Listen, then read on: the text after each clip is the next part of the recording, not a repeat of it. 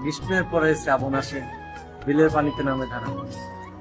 সকল গুণের কদর হয় মানুষ যদি হয় ভালা। দিন গড়ে গিয়ে রাত্রি আসে, শ্রাবণ ধারার মেঘ, সব দুঃখের অন্ত থাকে ভালো যদি হয় মানুষের বুঝ। তো এই কথাগুলো তথ্য বিশ্লেষণ করলে এটাই দাঁড়ায় যে মানুষ গুণের কদর চেয়ে অন্য কিছুর কদর বেশিই দেয়। আর মানুষের বিবেক যদি ভালো হয় তো সবকিছুতেই মানসিক শান্তি এগুলো অন্তর্নিহিত থাকে। তো মানুষ কেমন, আমার আশেপাশে মানুষ কেমন, এটা আপনারা নিজেই অনুধাবন করতে পারেন। তো সবশেষে পরিশেষে বলা যায় যে মানুষের বিবেক ভালো থাকলেই সে মানুষটি আহ, ভালোভাবে দিন যাপন করতে পারে।